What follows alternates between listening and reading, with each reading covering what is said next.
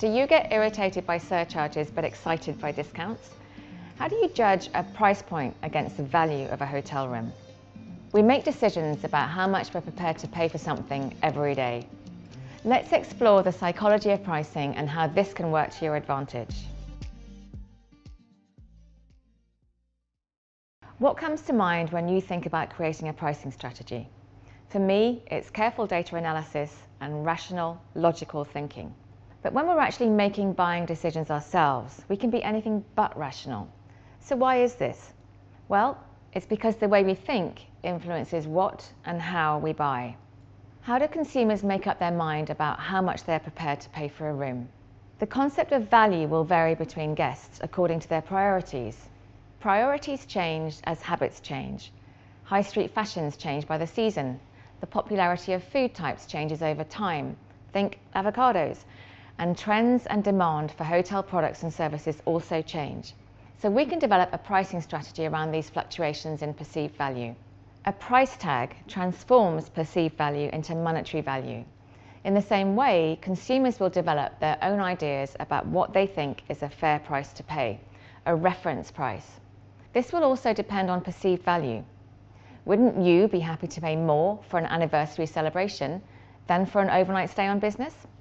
Your hotel might be on my shopping list for the anniversary, but may not qualify as a convenient place to stay for business. In the first case, I am a potential guest. In the second, I'm not. So how do we create a reference price?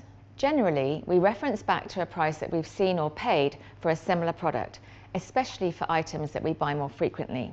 Say you go shopping for your weekly food. You expect the price for a carton of eggs to be similar to the amount it was last week. That's your reference price. We use these reference prices to judge whether today's price for the same item is acceptable. For higher ticket items we purchase less frequently, we'll look for other ways to form a reference price. This could be through a price comparison site, or reviews from people we trust, and so on. It's crucial to have a good understanding of your potential guest's reference price. Price too low or too high, and you risk missing out on value or volume. Similarly, always keep in mind that sales and discounts create a new, lower reference price. Now, on the flip side, we have surcharges. Have you ever been frustrated by a surcharge? Does Uber's surge pricing get your back up? You're not alone. This is to do with a concept called prospect theory. We respond much more strongly to the prospect of loss than the prospect of a gain. In other words, a $5 surcharge seems like a loss, while a $5 discount seems like a gain. But the loss has much more emotional impact than a gain. So we are far less likely to purchase an item with a surcharge than an item offered at a discount, even if the end price is the same. This is important when positioning pricing. Imagine two parents with a teenager going on holiday. If a double occupancy room is $100 and a second room with single occupancy is $50 with a $30 surcharge, the family can see that they pay $50 per person, but then with a $30 surcharge, it comes to a total of $180, including the surcharge.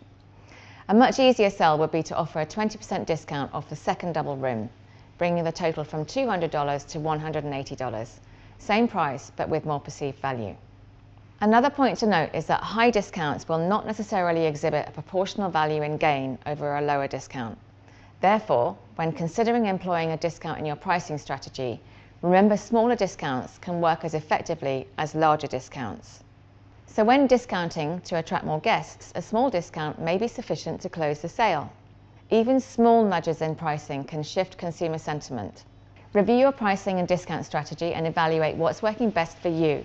Don't be afraid to test whether you need deep discounts or if a smaller discount could work just as well. Lastly, here are 3 key insights to remember. Position your pricing as a gain. Avoid positioning pricing messages as a loss. Be aware of your customer's reference price. Align it with your value proposition and keep it steady. And be smart with your discount offerings. Smaller discounts can trigger an equally good feeling as larger discounts.